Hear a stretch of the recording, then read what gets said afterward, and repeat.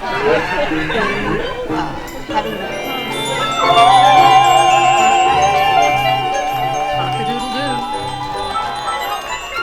UrbanArias, we pride ourselves on timely and relevant opera. That's why.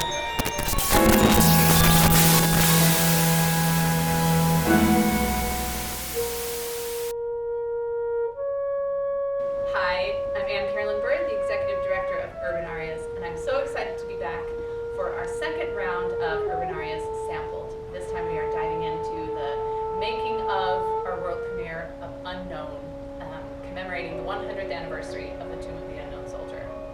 I am so pleased to be here in person today with our composer and poet. We have Shawn Okpebholo, the K and the H are silent, and Marcus Amaker, our poet. Shawn is our composer. And welcome, I'm so excited to be here. So glad to be here, finally, in person. In person, I know. A little bit of distance, a little bit of space. Everyone's tested and all of that good jazz. As we speak, it is October 5th, and tonight is the world premiere of Unknown. Very exciting. So congratulations.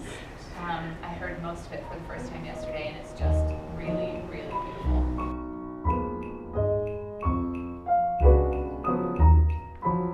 Oh, I was composing songs by age 11, and I remember someone at my church asked me, what do you want to be when you grow up? And I was age 11, and I told her a composer. And she laughed at me, and it wasn't in a rude way, because it's kind of a ridiculous answer, you know. Yeah, but I'm a composer. And I started at around age 14, formal composition lessons, which is still pretty early for a composer. Typically, you start much later. So I've always so part of my actually music education was actually composing. It wasn't just performing. And then I kind of phased that out until the performance aspect, and now all I do is compose. I'm a professor of composition and music theory at Wheaton College. Conservatory of Music, so I actually teach this also. So I grew up, poor, in government housing in Kentucky, and the Salvation Army church bus came to our neighborhood for like a Boy Scout, Girl Scout type thing every Wednesday, and so we started going. And my mom, being very overprotective, she hopped on that bus with us. She's like, I don't know where you taking my kids. Anyway, so long and short of it is we started going to the Salvation Army Church, which has a very huge music tradition. Yes. And so at a young age 6 or 7, we were taking music lessons. So my music education was pretty much free music lessons at the Salvation Army Church. Oh my goodness. And I'm so grateful for it, because we couldn't afford music lessons, but I had world-class teachers teaching me music, both my sisters and me. So and I'm truly grateful for that. Which and I'm always thinking about kids in certain communities, if they just had access to music. I mean, they're just as talented. Yeah. I'll argue more. No. And because that, someone, believed in me, taught me music, and that's what I'm doing.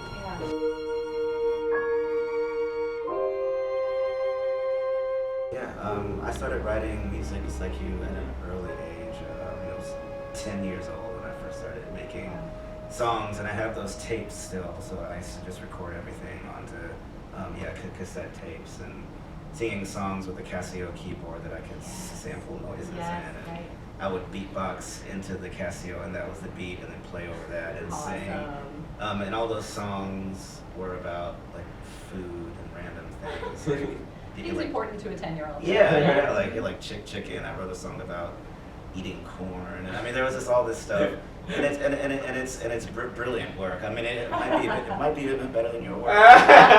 No doubt. It will be premiered by UrbanArias. Well, this would be awkward. But no, so I kept writing songs at those early ages, from like 10 to 14 or so.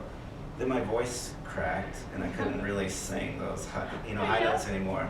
But I kept writing, and it felt like, and it still feels like I'm writing songs, because I have there's always this rhythm to whatever I do, so it feels like I'm writing songs instead of poems. So. And I didn't know this. I started to rap, and I was like, why is this poetry so like?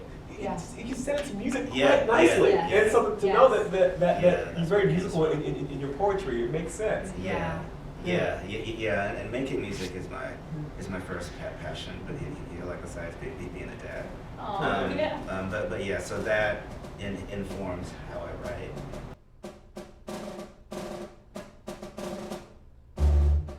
You know, I guess a lot of my writing before, like Two Black Churches, I had just done that, and some other pieces that were, you know, these matters of race and justice, which again, that's my voice. I want to write about it, but it's a traumatic experience to keep writing about these days. And so when Bob called me, and I'm fortunate to have a pretty busy commission schedule, and so he called me. I'm like, okay, I don't know if I can do this. Because it was fast. It was a fast turnaround, but it was an easy decision because this was a story or a subject that was an American subject that everyone can relate to, you know, and it was very different. And so I just readily, you know, agreed. I said, no, yeah, I love this.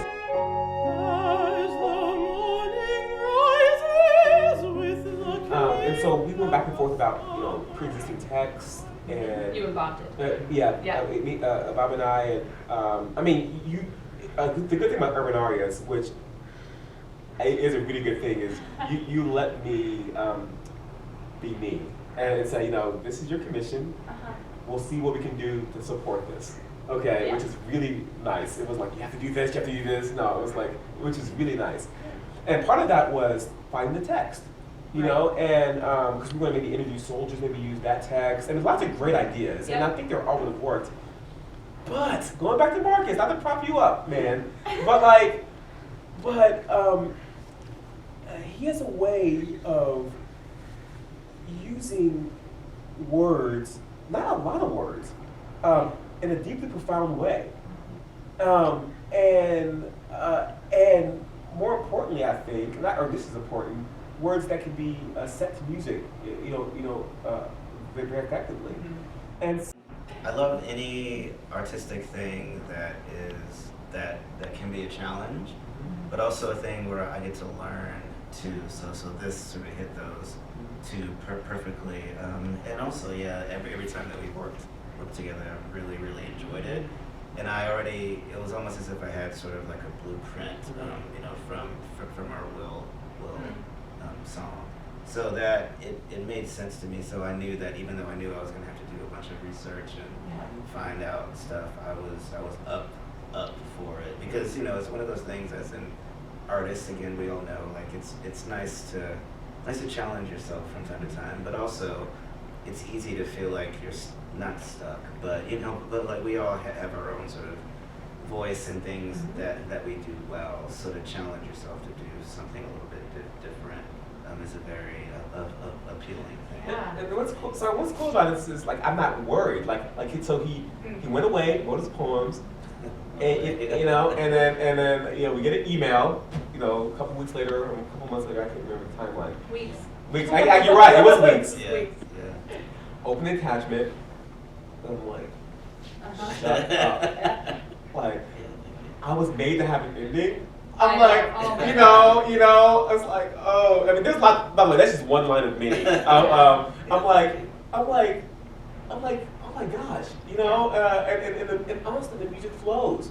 The music flows. That's how I write. So I get inspired by other good art, whether it's acting, whether it's performing arts or visual arts or poetry. That's how I get, my inspiration.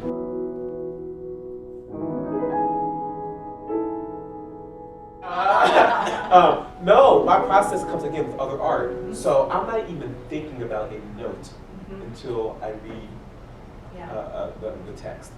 I'm not. To me, it's just a waste of time because I can have my own. It's just a waste of time, and so it wasn't until Marcus sent me the text, And then, which was also really good, that you read the text, you recorded yourself reading the text, or reciting the text, audio version, and I just sit with it. Like, I mean, I'm reading it out loud, I'm asking questions, you know, I'm fortunately a living poet, I can ask questions. I mess with syllables, I try to put myself in the context, because every movement is from a different perspective. You know, I've never served in the military, but I try to put myself in the context of the person who's reading it. And so, like, I am all about the text. And then once I feel like I'm even a little bit comfortable with it, then I can start writing music. Yeah, I think it's important to write outside of your voice, just because it's all about that. It's all about the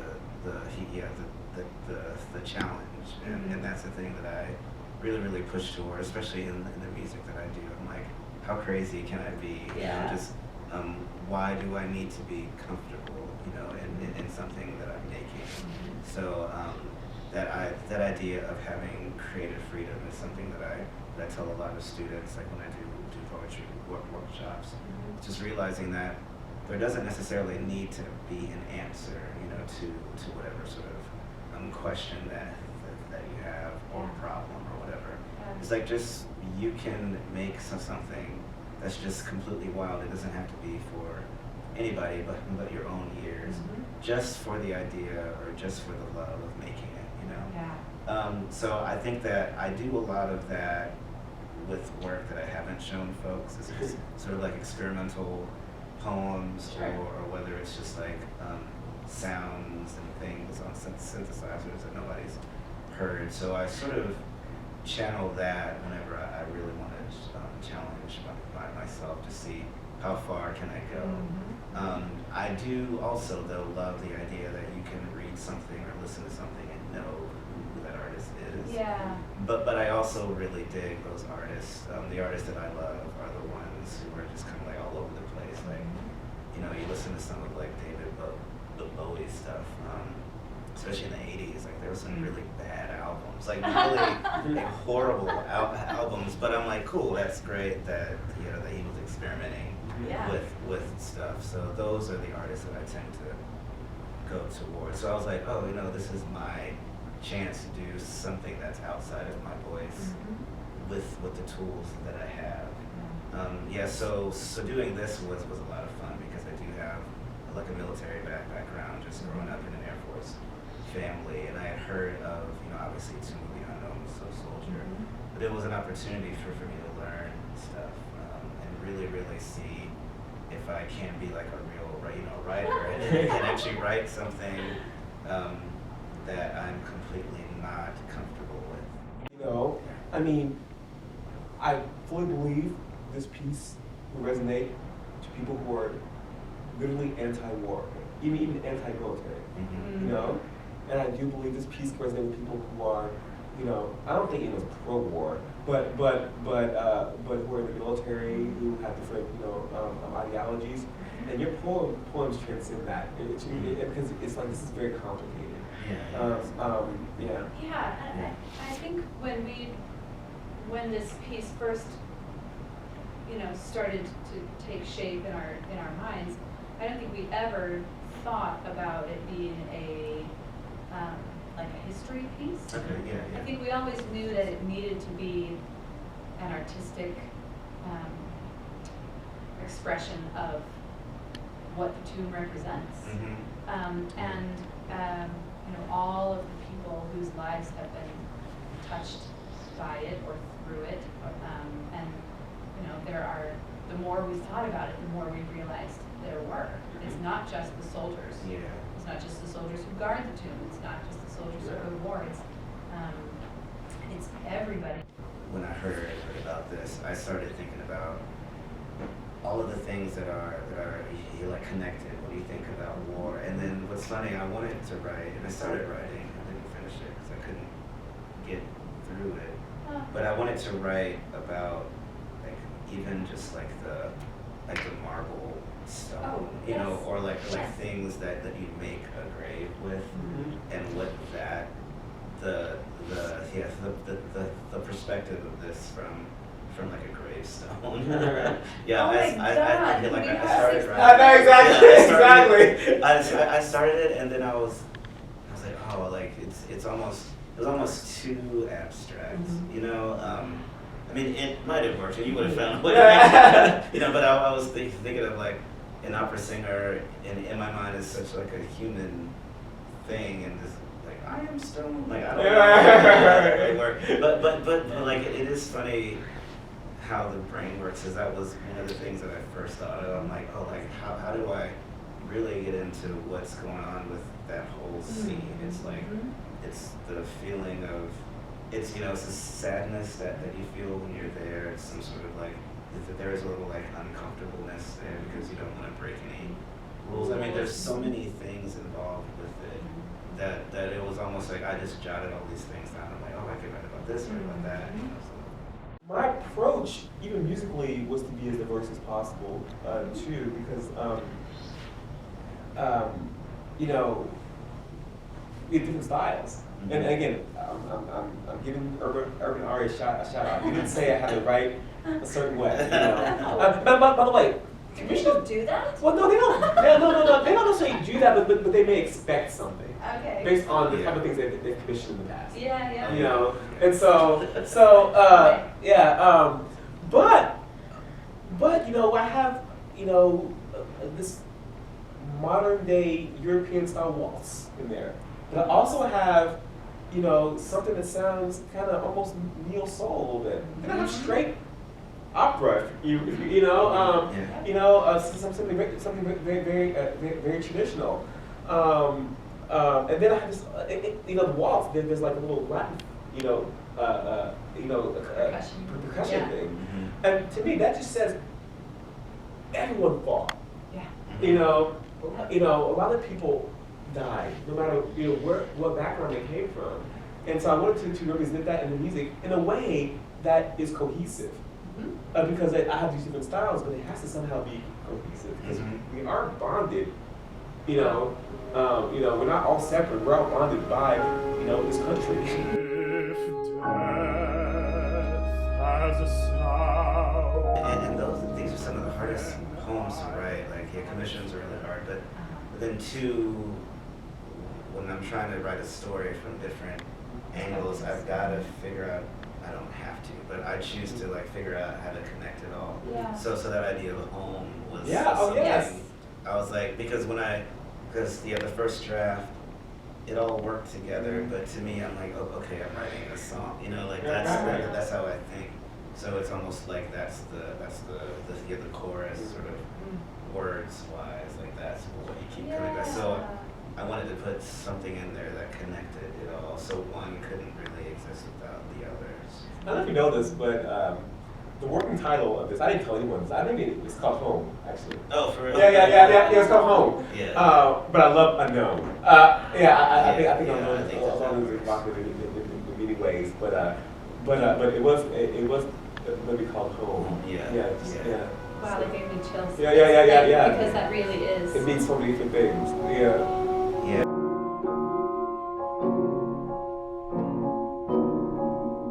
Early on, you told me who I'm going to write for, right? I wrote for Michael Mays. I knew I was going to write for. Well, I knew Michael Mays because of his, he's Michael Mays, right?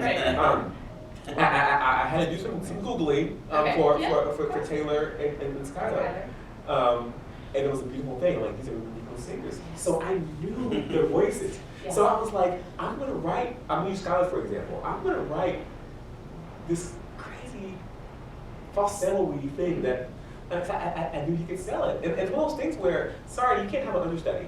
You cannot get sick. Okay, because say for Michael, I'm like, that's for you. And Taylor, that first note she sings. We're at rehearsal. Yeah. After a long sax solo, she just starts singing. I'm like, yeah. there's no one else that can sing this. Hopefully a lot of people will sing it. Yes, they will. Yes, but I'm like, this is you. Yeah. Yeah. It's amazing. Yeah. Now, the original idea was that it would be a piece that was written for one voice, or that could eventually be performed by one voice, but we were just going to split it up because we wanted more representation on our stage. But you eventually came so that the last two movements are ensembles of all three. How did that come about? And Well, so ultimately, this will be a piece where I think one singer can do. Ask me how this is going to work. I don't know. But because the last two movements, I really wanted to make an ensemble piece. For various reasons, I think the text lent itself to that. And then the last movement, I just wanted everyone to come together. There's ways I can probably do that musically and with certain motives. Motives are very, very clear in this piece. But it's one of those things where I'm writing it and I'm like, it has to go this way. And again, you let me do it. He said, Shawn, you're like, okay, you do you. What y'all don't know is, again, this is the third project I've worked with Marcus on. One, there's a small one in the middle, but the second major project. And I feel like I know him. But this is actually the first time we met in person. Yeah. So COVID is weird like that. I mean, some people like that I feel like I know, but because the pandemic, we would have been met. So it's so cool that even from a distance, we can create great art in anticipation that we're going to be together. And that's something very, very special. And I just want to say again, I am grateful for UrbanArias and you, Anne-Carolyn, and everyone. Commission is a commission, which I'm grateful for, but it's all about the experience and about writing something that you are proud of and having support from the whole company, but also a commitment to bringing my music, our music, to life in such a meaningful and beautiful and consummate and fiery and beautiful way. We'll hear more from Shawn and Marcus in the coming weeks. Watch this space for information on where you can see Unknown, the film, streaming from November 11th, which is the 100th anniversary. And we cannot wait to share it with you. It's going to be amazing. Thanks so much.